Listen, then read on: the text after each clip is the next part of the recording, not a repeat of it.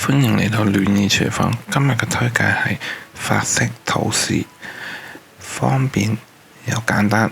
Let us begin。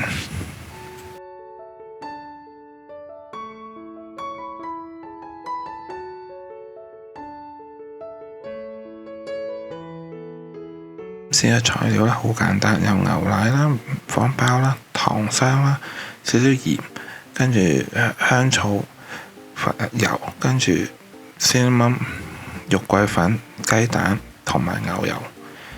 Let us begin。嗱，首先咧就將啲蛋打落個碟度。咁最好咧，你揾個碟或者揾個你打嘅碗係可以成塊方包擺到落去平擺嘅。咁佢先可以染得到嗰個蛋漿嗰啲，一陣就方便啲。盡量就平面噶啦。咁跟住呢，打咗3隻蛋落去之後呢，就攪勻佢先，攪一攪嚇。跟住之後呢，你先再落其他嘢。咁早餐嚟講呢，佢都算 heavy， 但係真係好好食。你一陣睇完佢點煮呢，唔使你喺度唔咧，你都會知道佢好食噶。嗱，首先咧就落1斤半嘅糖霜啦。咁砂糖嗰啲咧就難攪勻嘅，我就會呢度就建議你用糖霜。跟住1/3杯嘅奶，你可以用全脂奶或者用 cream， 但係我會建議用奶咧，因為佢已經本身好 heavy， 一陣係用牛油去煎噶。所以佢本身就 heavy 嘅，所以咧就唔使再落太多。跟住咧肉桂粉啦，跟住就落完之後咧就落少少鹽，好少得噶啦。咁跟住咧就落雲呢拿油啦，或者香草油啦。咁又係落少少得噶啦，係帶一帶個味啦。個鹽就純粹係將個甜味再帶出嚟嘅啫。跟住將佢哋攪勻。跟住就可以染麵包就去煎啦。肉桂粉係攪唔勻嘅，係攪唔到喺個蛋入面，就唔使嘥時間。最主要其實就係等啲糖霜可以攪得勻，就唔好話有一大嚿一劈。跟住呢，你去煎呢，就係落牛油嘅，係落牛油去煎，所以呢個係一定好食好香㗎。個竅門就係開頭，首先你就攞一嚿牛油啦，佢熱咗之後呢，你就轉中火，千祈唔好用大火咧，咩中大火，用中火就好啦，唔係咧好容易燶。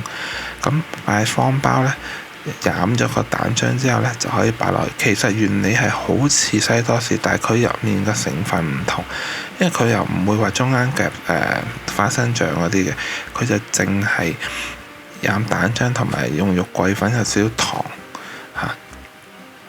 咁煎呢就喐下佢，咁啊所以連啲周邊呢都會煎到嚇，即係左右搖一搖嚇。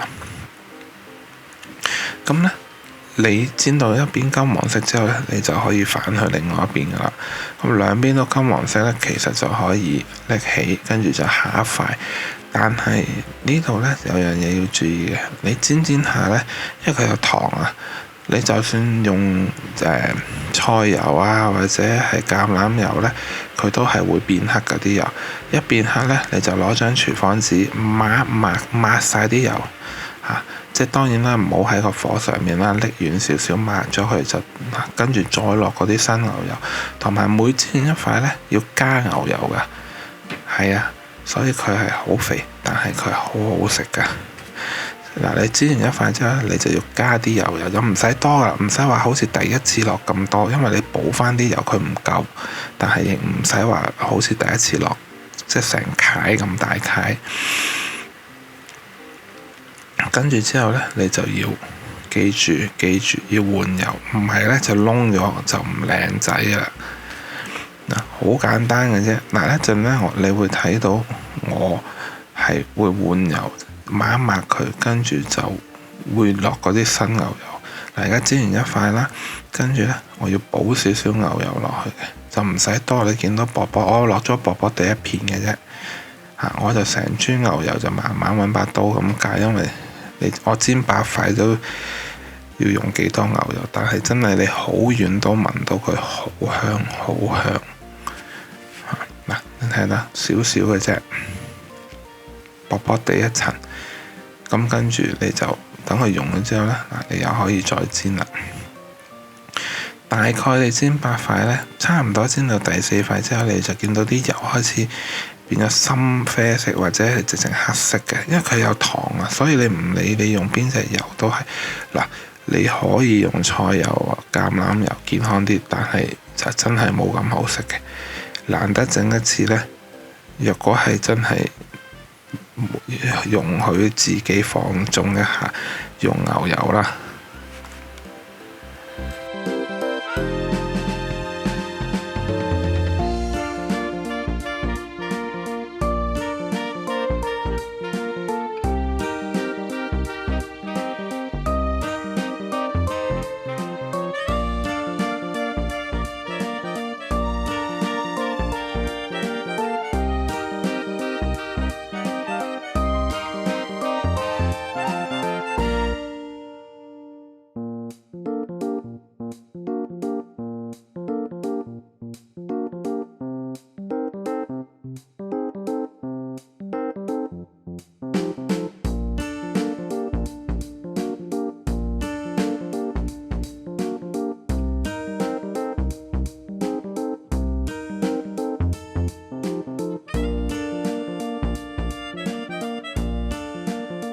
見到煎到呢個位呢，啲油開始變做深啡色啦。跟住你如果我再煎多一陣呢，佢就直情會變咗個黑色，因為佢有糖啊，唔係話乜嘢。但係就你可以繼續用，但係跟住落嚟煎嘅每一塊呢，都會燶燶地咁啊，所以佢食咗嗰啲比較深色嘅油啊。所以我抹一抹，廚房紙抹完之後呢，跟住就，因為你係咪都要煮啊？唔使洗啊，你抹一抹走嗰啲深色或者黑咗嘅油，跟住之後就落嗰啲新牛油，又可以繼續整噶啦。咁如果你話你要整多過8塊咁點啊？咁你咪加多隻蛋，其他材料再略加。但係我可以話俾你聽，加多一隻蛋呢，唔會話煎多2-3塊。